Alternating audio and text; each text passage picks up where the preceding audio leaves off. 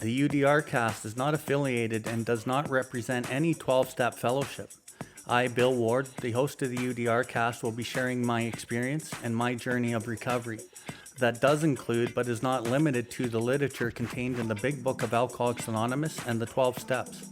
Our guests will be sharing their own path to recovery and what has worked for them. The UDR cast encourages and supports all paths to recovery.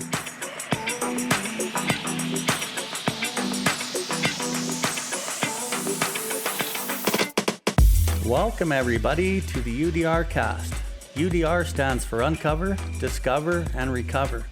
My name is Bill Ward, and I'm coming to you from the recovery capital of Canada, Calgary, Alberta. Here we are going to discuss everything recovery, different perspectives, different experiences, both with the people I know and with others from around the world.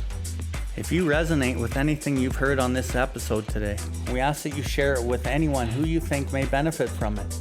If you have any questions or comments, please find us at BILLWARDLIFE and send us a message in the info section. We'll get back to you as soon as we can. If you are interested in more recovery content, you can find the buttons for the YouTube channel and other social media outlets on the homepage, and you will be redirected to those platforms.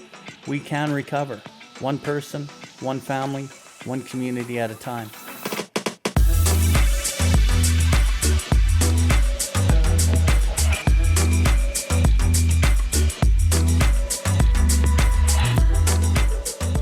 Hello, welcome back. Well, we're sitting here with Matt R, Jesse P. We're just going to shoot the shit on whatever kind of comes to mind. One of the thoughts that we had was, let's talk about Matt. Just took a year. He's been growing like a weed, and a lot of good things are happening in his life. And it was funny because, Jesse, you had shared at a meeting recently how the first year, everything's fucking roses, and we kind of equal that to God's will. And as we get into our second year, it's not all God's will. And things get really tough and people struggle with it, right? So me and Matt were having this conversation. He's like, dude, so many great things are happening. And it made me think, is this God's will or isn't it God's will, right? So, maybe Matt, you could ask us whatever the fuck you want.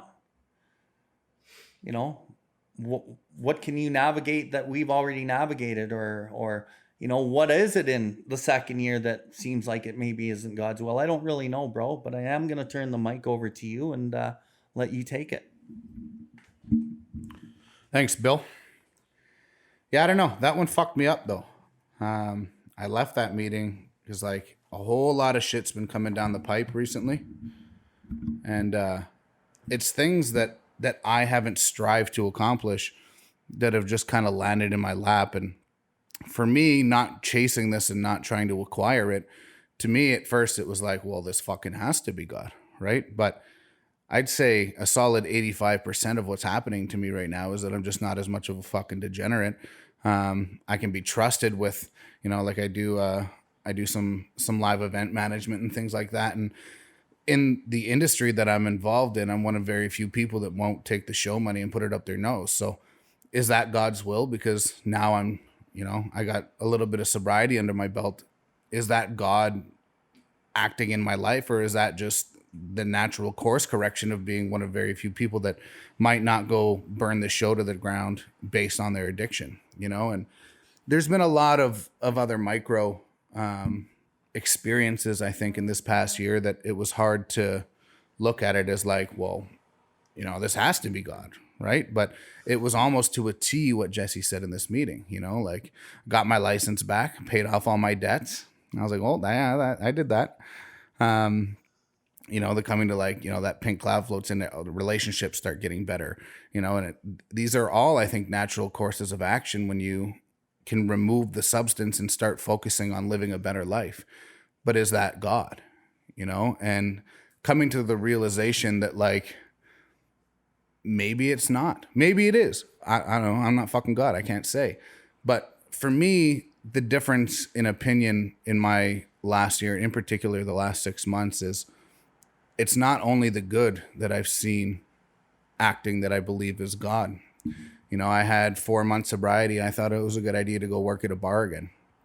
And I only made it a few shifts. and I was sitting at a red light and got hit from behind pretty damn hard, and not working at the bar anymore. And at first I was pissed. And I was like, man, I just got this job back. Like, fuck, why would God do this to me? Not even a month before that, so we're talking 3 months sobriety here, I got the wise idea that, like, maybe I should go play in a beer league softball league, because that's the right thing to do too. I made it an inning in, and on my way out to the outfield, stepped in a fucking hole, blew my ankle out. Didn't even get to play the first game. I was like, well, fuck, you know, I'm trying to get back on my feet, trying to get active. And I was like, this is what God does to me. Like, this shit doesn't make any sense. But given a few months of solid reflection and being able to grow and learn some understanding from some people that I would consider pillars of mine in this program, I don't think there was ever a more forceful hand of God than in a couple of these instances. You know, I knew I shouldn't have been working at a bar. I knew I shouldn't have been playing in a beer league, softball league. But I chose entirely based upon self-will that, like, no, maybe it'll be different this time. And who fucking knows what would have happened. But I think that there was some strong interjection there that really didn't give me a choice. I was like, no, you're not doing this, actually. And slow the fuck down and focus on what you're doing. And it was around that turning point that I decided that it was imperative for me to really understand, what the fuck am I doing here? How am I going to incorporate this program in all my affairs? I don't know where the question comes out of this, but, like, you know, maybe did you guys have any experience in your first couple years of, like, a really strong hand of God coming in and, like, redirecting the path that you were moving on? What the fuck are we talking about? Well, for me, my first year, compared to my old life, because my old life I had everything, dude. I had the house, I had the business, I had all the toys, I had the boats, I had, you know, some fucking motorized toys, and fuck, I could go anywhere on this earth that free man can go, and things were pretty good, you know, earlier. So then to come in here and spend that first year being absolutely fucking destroyed, humiliated, and just trying to get, like, my first year wasn't pleasant, dude, at all. And I think that was a benefit to me as I sit here today. But in my first year, bro, I did a job. No, it was about 18 months, maybe somewhere in there. I got a job where I was a fucking ditch guy carrying pipes. And 25 years earlier, I looked at guys doing that and go, thank God I never have to do that. And that's what I had to do. Now I'm 40 some fucking years old doing a job that I swore I would never have to do when I was 24 years old. And I'm doing it now. The fucking humility, the humiliation in that. Calling one of my old clients, asking him for a fucking job, and not wanting to tell him why I need a job, even though he knows my business is destroyed. And he said, yeah, I'll hire you. You can be a laborer. I'll pay you $5 more an hour. And here I am, fucking humiliated, but I did it, right? Getting up at 4 a.m. to be there for 5. And fuck, I don't get up that early. One of the reasons I started my company was because I wanted to get up when I wanted to get up. That didn't really happen as I ran my own company, as I soon found out. But another thing, like, I was broke, dude. I was literally broke for my whole first year, trying my fucking hardest. I remember I had to go get, this guy that I know called me. He's like, hey, dude, do you want to come and make some cash under the table? And I'm like, yeah, sure. Because I'm broke, dude. I got no money. It's fucking Randy. Yeah, come and run a lawnmower whippersnipper. So I go and I meet the group of people at this fucking condo site, and I was the last guy on the deal, so I got a fucking whippersnipper. And it was the last shitty whippersnipper. I didn't care. Fuck, whatever. I grabbed this whippersnipper. I start fucking... And I owned a landscape company for fucking 15 years, pretty much. But it was a construction landscaping company. But whatever. I owned whippersnippers, so I knew how to run a whippersnipper. So I'm running this whippersnipper this afternoon, working for this guy for like $15 an hour cash. And fucking this truck pulls up, this nice Escalade, and fucking this guy gets out. I just think he's a resident. And he gets out and he fucking snatches this whippersnipper out of my hands. And he says, you can't fucking whippersnipper. You're scalping all the lawns and blah, blah, blah. Fucking go grab a broom and push broom on the fucking pavement. And I was just like, are you fucking kidding me right now? So I go and grab a broom. I start pushing fucking pebbles on the pavement. The humiliation. And then we go to get paid. This guy owes me like fucking $100. And he owes Randy $100. And he gives me $100 and says, split this. And I'm just like, what the fuck are we talking about? So old me came back to the surface right there. And I fucking looked him deathly in the eyes. I said, you pay us what you fucking owe us, you motherfucker. And he paid us what he owed us. But the humiliation, dude. And like, I had always driven pretty nice trucks most of my life, a good chunk of my life. I hated Fords. I hated red Fords. I hated 2-wheel drives. And I hated fucking half tons. I would drive up beside a truck that was a half ton when I had my trucks. I owned 3/4 tons and 1 ton. My nicest truck was a 1 ton. I'd pull up beside half tons and I would just think, fucking, I'm so superior to you in your little fucking half ton, fucking 5-liter truck. And mine's like this diesel fucking beautiful thing. And then what did I end up getting fucking handed to me in recovery? A 1999 red 2000 Ford and 2000 six-cylinder even 2-wheel drive red Ford fucking half ton. Garbage. And I'm just like, what the fuck? So, dude, my first year was full of fucking not fucking great experiences where it was God. So when I made the decision that God is everything or nothing back then, God was everything because he had to fucking be to get me through the shit that I had to drag myself through. And I couldn't see that I was ever getting my career back either. And that was fucking tough. But I think that was a benefit for me in my early recovery because a lot of guys get the opposite, right? Kind of like what you're talking about. But I believe what you're getting, your fucking motive and intention is different than, I'm going to say, 95% of the men who actually come in here.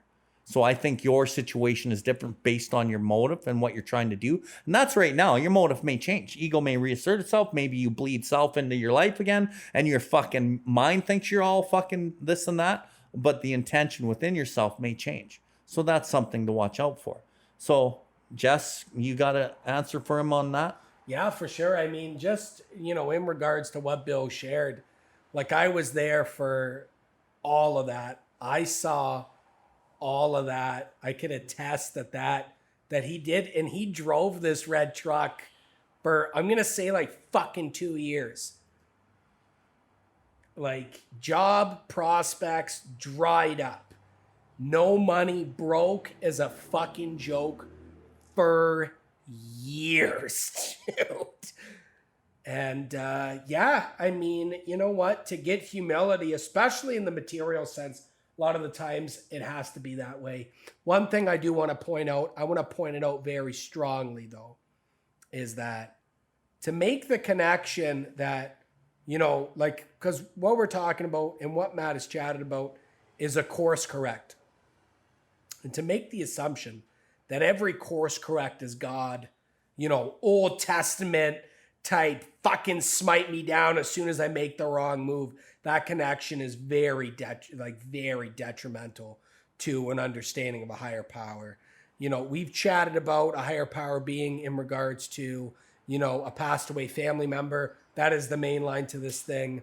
It brings a human connection to this power. When you pray and meditate, you're able to see, this individual's face. There's not too much you have to understand on that. It's not very complex. This individual was a good person, loved me unconditionally. That's it. That's all you got to understand, right? So from that standpoint, I adopted that.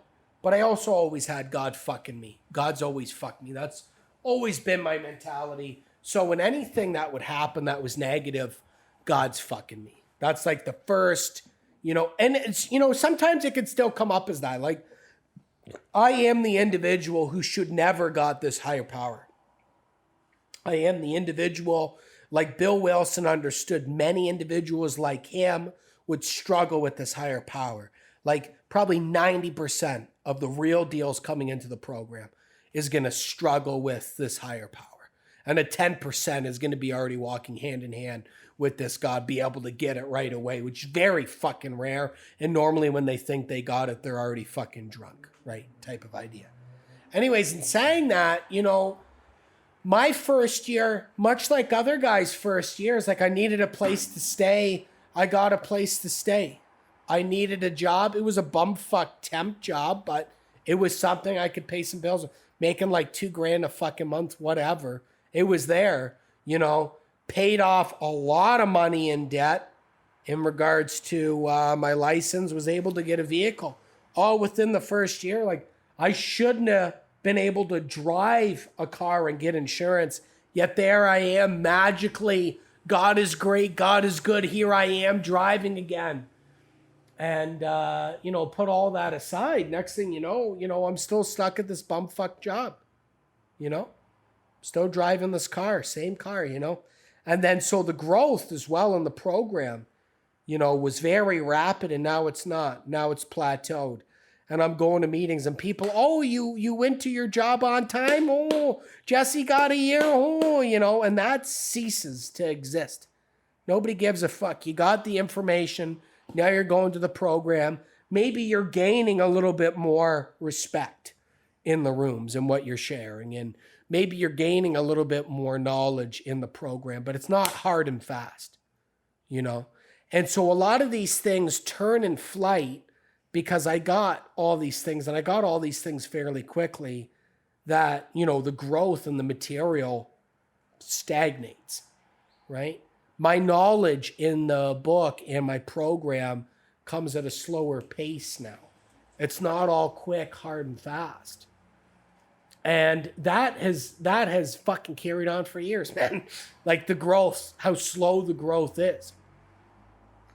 You know, like meditation's what's been revealed. All of it, I could give it to you in, you know, less than a minute, and it's taken years to come, right? Also, too, you know, a lot of this information on even the book and sponsorship has come over years. And I give all this to sponsees like condensed, like 4 or 5 years condensed in one sitting, couple of months, right? To where they don't even get the fucking growth that I got, right? So, you know, it's all motives. That's, if there's anything I could say, it's getting rid of that fucking God the Almighty in me. Completely gut that. That's going to fucking, that'll probably kill you. I mean, it's kept me away from God for I don't know how long, or a higher power for I don't know how long. Check motives. Check motives. What the fuck is your motive to be working at a bar? Right? This is Alberta. Right? Like, fuck. Opportunities plentiful here, Calgary, Alberta. Alberta as a whole. And I think that was the important part of the lesson for me, is like, I justified it fucking 8 ways to Sunday, you know, like it wasn't really a bar. It was a little live music venue. A lot of people come in and drink tea. You know, I found fucking 100 different reasons why I thought it could be okay. But at the end of the day, I'm sitting there pouring fucking drinks all day. 4 months sober, you know, fucking obsession was far from removed at this point. You know, I couldn't stop thinking about booze. But the insanity of it was just like, no, it's going to be different this time. So whatever the fuck it was, if it was God, if it was just a very strong bout of coincidence that happened to me when it did, you know, I'm forever grateful that it did, because I'll never go back to a fucking bar again. I hated it too, you know, like I never wanted to do that again. But like through ease and comfort, I knew I could do it, and I know it could happen really easy. And that's kind of what brought me back to that to begin with. I didn't want to put the work in to find something better. I didn't want to really figure out what it meant to be ultimately of service, and how I can do something in my life that may carry, you know, this message and this program a little bit further than sitting there and helping people get drunk, you know? For me, you know, I heard a lot in my times around the programs before I jumped into this one, you know, like when I got here, you know, God was this chair in this room, or, you know, God was this room, or it was my sponsor. And for me, when I got here, you know, there was no fucking God, right? If anything, I was God, and I could tell you why God didn't exist. So for me, moving forward in the 2 and 3, trying to understand what God might be for me, there was a strong importance for me to not have it attached to anything human, to not anything necessarily physical even.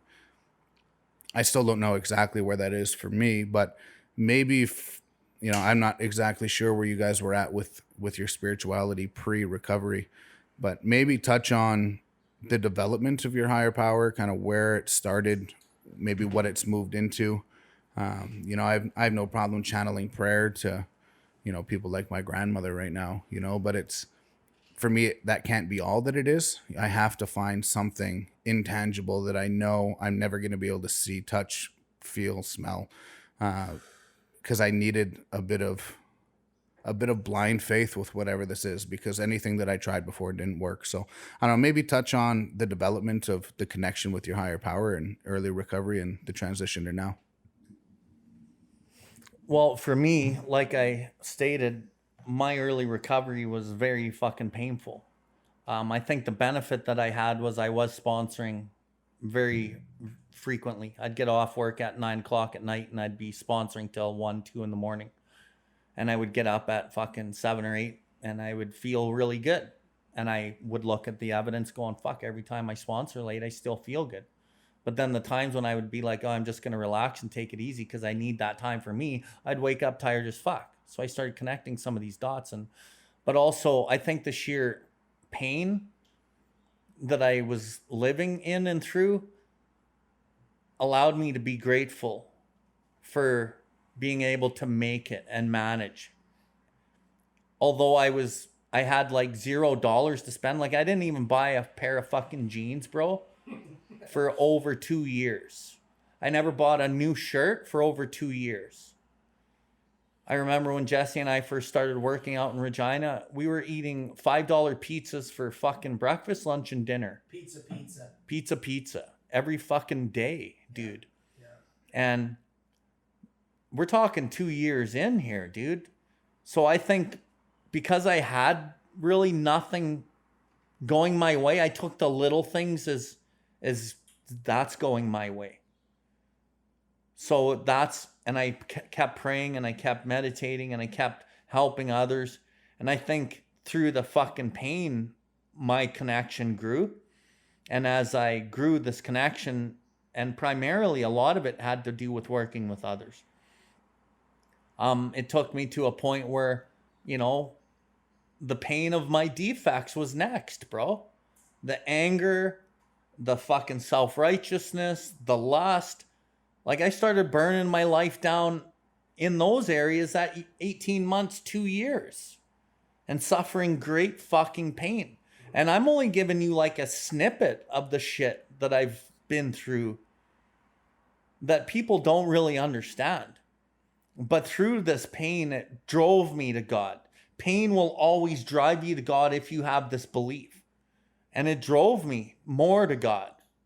And it allowed me to look within myself and discard the things, like the book says, that caused my failure. The motives weren't in check. My intention was driving my life.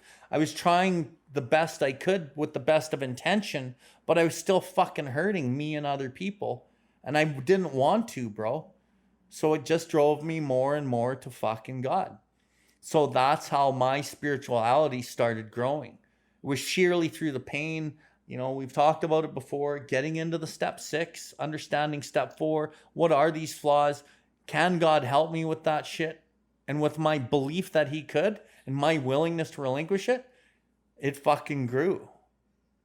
And I'm going to quote a piece out of step 6 because I love step 6 because this is what changed my life. Was any person capable of enough willingness and honesty to try repeatedly step 6 on all his faults without reservation has indeed come a long way spiritually. It's through the relinquishment of my selfish motives and my actions that I actually was able to grow the most spiritually. And it took me to the next levels and the next levels. And, faith alone is insufficient, the book says. So the idea of faith, the theory of faith is insufficient.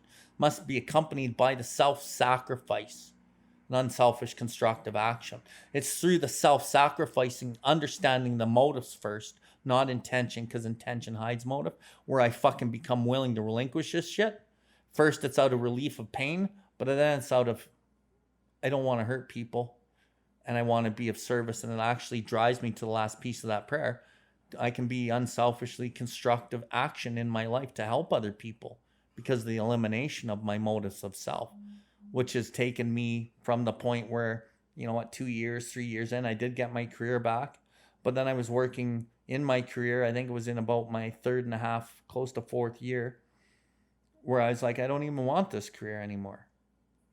And that was a really fucked up point because that's all I wanted. But, that's the way it's gone. And, it led me to my culture, with increased my faith and fucking, from that point on, it's just grown and grown and grown. And now I have to believe in God. Everything seemingly good or bad in my life is fucking God, but I have to align my will. I got to get up and I got to put my work boots on, whatever that might be. And with me, it's my new purpose of trying to be of maximum service through these podcasts. 2 podcasts, my Instagram, my Facebook, recovery coaching, fucking trying to be an influencer within my native culture to nations and the governments, and fucking taking this to traveling and doing mini documentaries. And all of this shit hasn't come to fruition yet, right? But I got to get up and fucking ask God for the strength and guidance to do this shit. And I can only do it with his guidance. Left to my own devices, bro, I will fucking blow it the fuck up. And I will live in self-pity and fucking what if and all this other shit. So I need God more than fucking ever. And I want God because I've experienced what the God dope feels like. And I'm a drug addict, dude, alcoholic. I love what makes me feel good. And the thing that makes me feel good is fucking God and being of service. And I love the God dope today. Do I know what's going to happen tomorrow? Fuck no. I know that I'm going to get up and I'm going to put my work boots on. And I'm going to fucking be of service. And that's probably as far as I can really take it right now. But it's kind of how I met you, right? And Jesse and I have grown through the fellowship of the Spirit, the fellowship of God. And to have a friend like that to grow with, it's fucking unbelievable, right? So that's my take on my growth and my spirituality, and many lessons to learn yet. Like, I ain't fucking out of the woods, and I never will be. There's still pain, but there's still a lot of good. So that's where I'm at. Yeah, it's very rare that I contemplate on any of this kind of shit. I'm more focused on kind of what's next or the present, right? Whatever small little plans I could make for the future, and definitely try and stay as much as I can in the present. But, when it comes to those times, Bill had mentioned, $5. Like, honestly, the $5 fucking pizzas were actually, that was doing okay, dude. That was actually, those times were actually half decent. Fuck. I remember me and Bill have borrowed, how much money we've borrowed between each other is absolutely through the roof. I'm sure it is in the thousands of dollars. And we're not talking, I give Bill $1,000 and he pays me back. We're talking like fucking a 20 spot, 100 spot here, back and forth, 200, 300. I mean, as we were able to get a little bit better. And then, it actually has been in the thousands at some point. So, in early recovery, it wasn't so much like what was written in the book. I came to an intellectual understanding. But what I understood from my sponsor and also from the book was full-blown alcoholism, me without a drink. That's really what made me feel unique in the rooms. I'm going to rooms, people are talking about, they sobered up and, their life is fucking, oh my God, amazing, blah, blah, blah. And I'm like, bro, that's not me, nor has that ever been me. Like, minus alcohol from me, and my life is fucking miserable. I will go to a meeting and I will seriously consider blowing my fucking brains out. Like, I am like an open nerve ending to the rest of the world. Like, I do not fit. Don't look at me. I'm fucking irritable, the whole 9 yards, right? And the guy who sponsored me understood that. He understood alcoholism. He understood alcoholism in himself. And, he was somewhat well-versed in the 12 steps, but the fact that he understood alcoholism, that clicked for me, At first it was a bottom of the substance, where I understood I could no longer drink, but I thought I could do other things, although I was able to arrest them for the first year. After these other things, I understood that it was fucking, that it was these other things. It was my character. God was involved with the substance, sure, like lackluster as fuck, bro. Like we're talking like a surface level, God is the rooms, fuck type garbage fucking nonsense. Maybe in the latter part of this year, in the first year recovery, maybe halfway through in the latter part, I adopted a room with a number of individuals. And that's kind of where it started growing a little bit from there.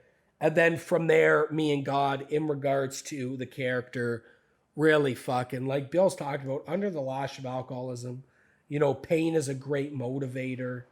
Out of pain comes wisdom. And out of that pain came the wisdom of a need for a real need of a higher power.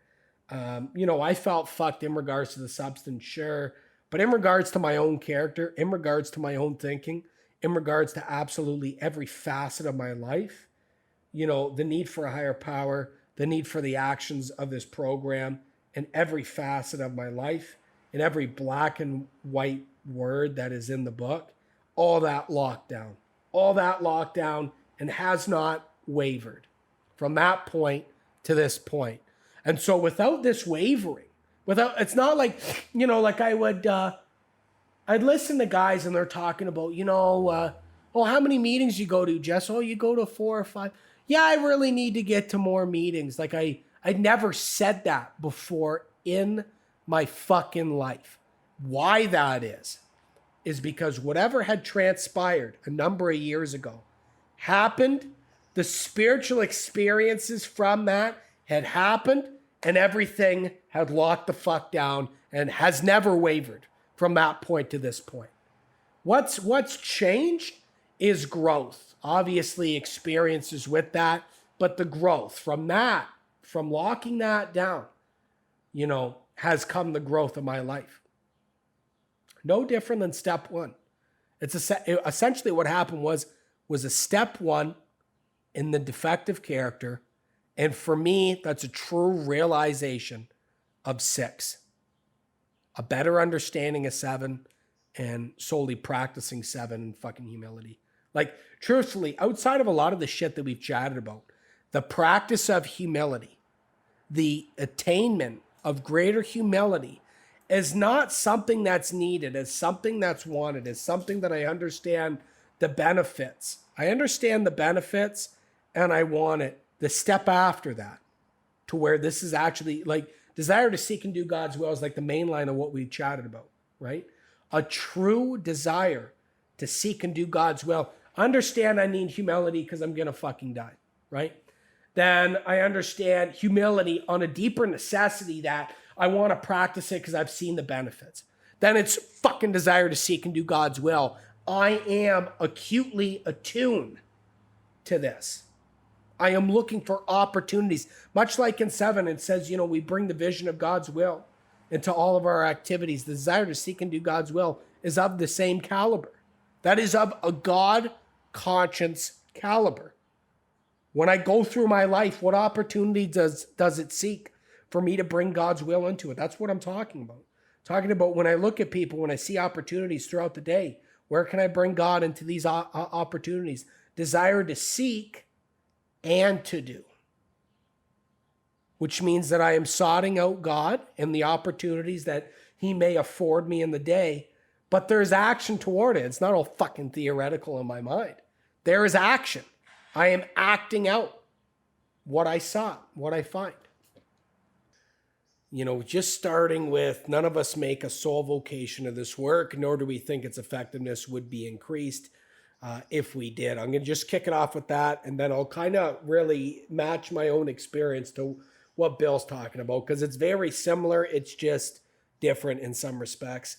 That is a line that I hammer home with every guy that I work with, and that was one thing that was attractive to me. I did not have to be a counselor at some treatment center, align my career that way in order to get this thing. And that was very attractive to me. You know, the original guy who sponsored me was an airline captain. Not to say I was interested in becoming that. What I was interested in is that this man could have a career outside of this thing, whatever that may be, have a fucking family, do whatever, man. You do whatever the fuck you want, and you could have this. And the gentleman who sponsors me now is a oil and gas engineer as well as a business owner, right? And that's attractive, you know, from a career perspective. Not to say I wanted to be an engineer, but just to say whatever the fuck you want to do career-wise, you can do it, still have this thing. So Bill is talking about career, God. We're talking about God's will. What does that look like? We're talking about early recovery. Difficult, Matt. Early recovery, you have made a fucking lifetime of decisions based on self. And you have a theoretical idea. You have no idea, like, we agnostic, without a reasonable assumption as a starting point. As you take a man through the book, that's all he has. There is no reasonable assumption as a starting point, much like electricity as a fucking power, right? You were going off of my idea, my experiences as we go through this thing, and that is your reasonable assumption, right? So off of that, now all of a sudden God's will, now all of a sudden God-centered decision. Give me a fucking break, dude. No, like, you had made decisions based on self that has later placed you in a position to be hurt. It just so happens that because it is the first year, fucking guys, on God's grace, the amount of shit I see guys get away with over a lifetime, the outcome of that in the first year blows me the fuck away. If I did even anything close to that, it's fucking, you know, like there's one story that I really like. This gentleman warrant out for his arrest, yada, yada. He goes, you know, it says, here I am, you know, and the officer said, listen, nobody filed the fucking charges. So, you know, it's either you sit down for a couple hours, I file the charges, or you fuck off and you're a free man type of thing. And I'm listening to this on the other end and I'm like, dude, if I even step foot in that headquarters, guns fucking drawn, because there was 3 warrants out for my arrest that I did. And that's my experience in regards to the building a character. God is very fast and abnormally hard. Like if I get pulled over today being a, gun owner and blah, blah, blah, I'm sure they'd probably strip my car. That is my experience. That's where I need to be in regards to building a character. Because they already had the nonsense, God's grace. That's fucking over now. The more I get experienced in life, the more responsibilities I have in life. Just a little, quick-tempered criticism. Ruin a client. Quick-tempered, big blow up with the lady, that type of stuff.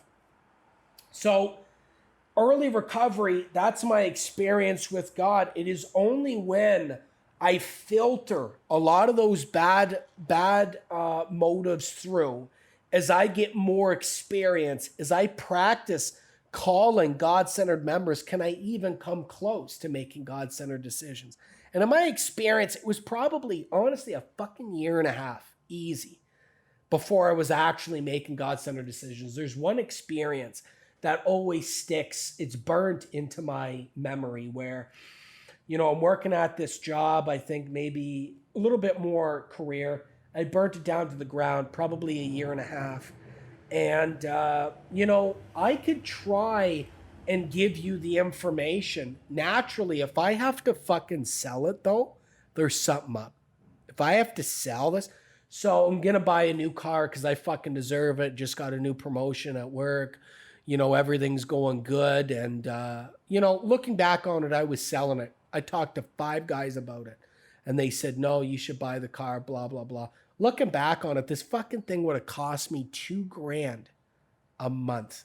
So it was a 2010 Buick Lucerne Super, black on beige, beautiful car. And I said there was something off about it, and I started doing some meditation around this time, nothing crazy. Nothing like I should have been doing, but enough to get some sort of an intuition. Everybody green lighted it, and I had this gut feeling like there's fucking something off about this, you know? I decided not to do it. Next thing you know, the company went bankrupt just about, and I couldn't pay my bills, and nor could they pay me. And I would have been on the hook for this car like 15 grand or so. And it would have been repoed, and I would have been stuck with the fucking bill, you know? So it is a mixture of, am I giving the information as unbiasedly as possible, man? And I've worked on that the last number of years. I'm laying the chips out, man. I'm laying the chips out. You fucking tell me whatever you have to tell me.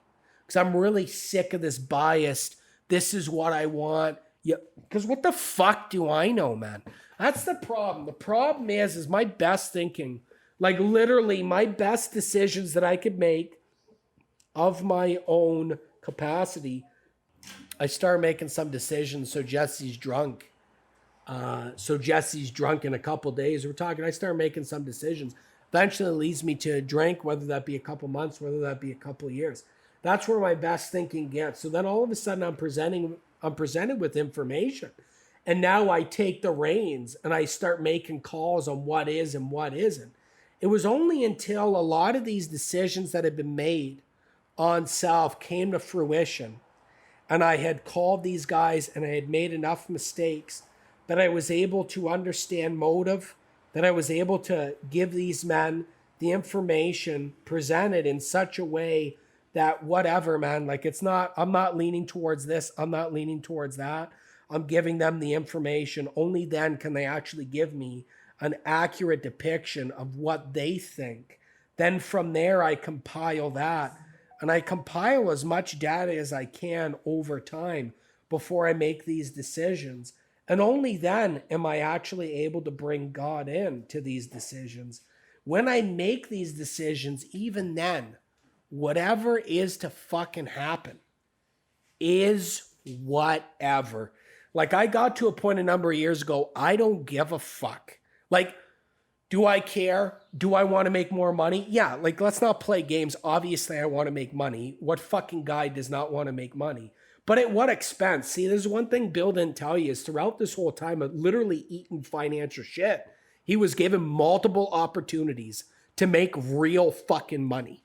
And he turned them down. Like, you know, he wasn't broke because he made no money. He was broke because he had fucking obligations that he kept with. And those obligations cost more money than a lot of fucking people's mortgages, is the reality of it. So he took the path, literally, of least resistance. He could have got a job within the first year, making half decent fucking cash, and wouldn't have learned a goddamn fucking thing, probably would have been drunk. If I had the opportunities that Bill had, I probably would have taken them. But what happened was I was given false opportunities. And I shouldn't say false opportunities. I was given half decent opportunities that I fucking pissed away just strictly out of self. And had I not done that, I guarantee I would have been fucking drunk.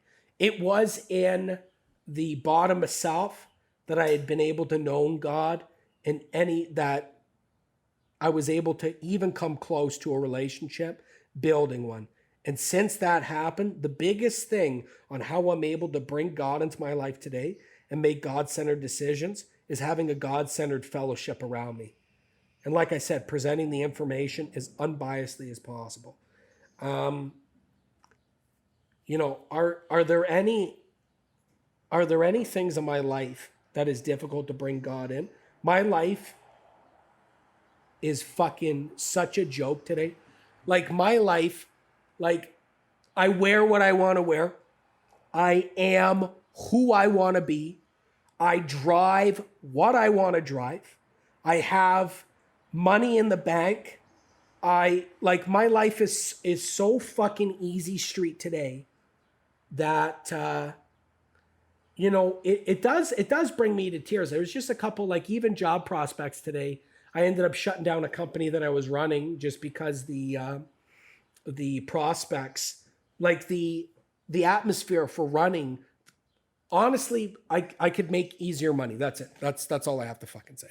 There is easier ways to make money than the industry that I was in. I have an overhead on this company, this, that. My significant other said, well, what if we just don't spend any money? And, I had thought about that. I had mixed that in with a couple forecasting, like business development, expansion type forecasting. And I said, I'm shutting this fucker down. And it's before I did that, I had made some calls. I collected data for 2 fucking weeks, bro. Called other guys in the industry. Are you going through the same thing? Right? I ended up chatting with my fellowship. This is what I'm thinking about doing. I don't make decisions. That's more of my fucking stories. I don't make decisions, bro. I collect data for as long as I need to collect data. I might collect data for a couple fucking weeks because who cares? I don't have to make any fucking decisions right now. If I have to make quick decisions, the odds are, bro, I'm fucking around. I'm fucking about. That's what's happening. So I take my time, and I took my time 2 fucking weeks. Like I said, talk to guys in the industry. I talked to guys that I was working with. I made some vetting phone calls, some trolling phone calls, phishing phone calls. What the fuck's out there? What else is going on? How's sales? How's this? How's that? And I came out at the end of it with like 4 fucking opportunities, 4 different revenue streams. By the time I came into this program, you wouldn't even look at me as like Bill was lucky enough to fucking sweep floors, man. Nobody was hiring me to fucking do a goddamn thing. I was without a job for like 9 months. 9 months straight. And like handing out resumes, doing the fucking thing, going to temp jobs, people telling me to fuck. Mind you, I was still drinking for probably fucking 3 months of it. Like I remember fucking Christmas, one year I was selling furnaces door to door, still fucking drinking. And I blacked out drunk on somebody's front lawn. Cops were called. It was a big fucking thing. And that's how I carried on in my career. That's what the fuck I did. That is who I am. When I want my own omnipotence and I can't give that up, feelings of God within oneself, that's where I get me. The decisions and all that other shit makes little difference. It is, I can't give up my omnipotence. And, when I say my life is easy street today, that's because I ate shit for fucking years, bro. That's because I ate shit, financial shit, everything. Like Bill's talking about humility. Like dude, humility on a daily basis, and not like me practicing humility. Oh, I want humility. I'm fucking humbled, bro. I'm fucking humbled around every goddamn corner, man. Like I'm going to fucking meetings and I'm asking for cigarettes and I remember what it was like needing money, needing gas in the tank, and like messaging Bill and being like, hey, bro, you got like fucking $50 you could, send me. And he's like, bro, all I got is like fucking 75, and we would split 75. Like that's what the fuck I'm talking about. Like, people say God doesn't pay the bills, has no idea what the fuck they're talking about. Like my bank account currently now, my spouse's bank account currently now is an aspect where I live. Everything is God. Like, you think I could fucking accumulate that on my own? Here's the thing. Can I accumulate money on my own? Abso-fucking-lutely. Can I accumulate good-looking cars? Not a fucking problem. Can I accumulate women? Sure. How long, though? How long, bro, until I fuck that up? Because we both know there's no fooling. Like, I know I fuck me. Bill talked about, Bill. I fuck myself. And I've been doing that my whole life. The difference is I've been blaming it on you. I've been, I'm going to fuck me, and then from there I'm going to blame you, and then from there, it's somewhat justified. I could get a woman. How long is that going to last? I could get a half decent car, looks good on the surface. How's that going to last? How long? With God, I obtain these material things and they're stable. I obtain money today and it's in the account. It's not government's fucking, hey, Mr. So-and-so, you owe us X and X amount of dollars. How would you like to pay? None of that shit. All of it's stable today. And from there comes the humility, understanding that I, of my own, cannot accomplish that. And then from there comes feelings, a sixth sense, a presence that I'd never known in my life, that the only time I was ever able to achieve it was through drinking. And even when I was able to achieve it, it was fleeting and soon lost. That's all I have to say on that topic. Fucking all you have to say. Good Lord, that was Was it as long as fucking Bill? Because there's no way, dude. That was fucking dynamite, bro. This I guy would just have let fucking you keep going flaps for his another gums the fucking whole 15 fucking minutes. time. I think that fucking nails it.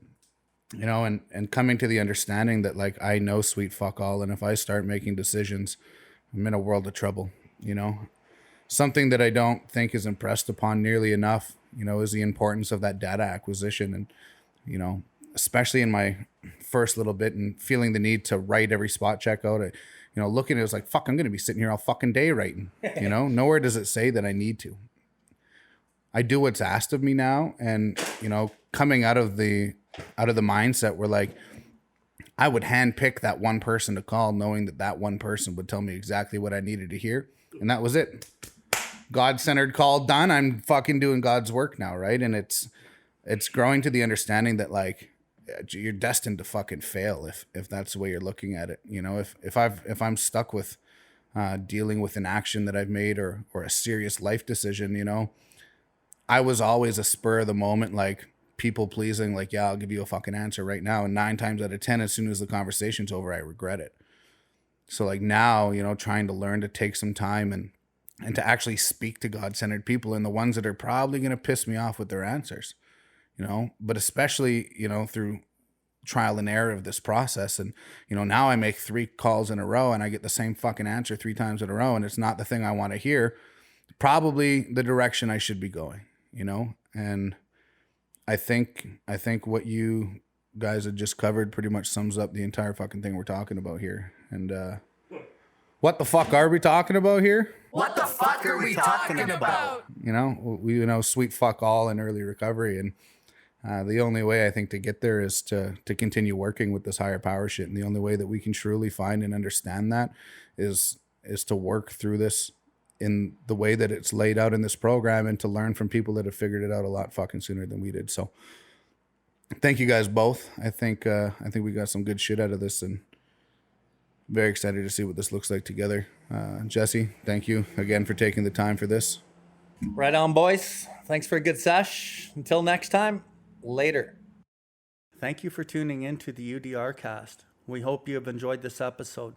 The viewpoints and the opinions expressed today were solely of the individual sharing them.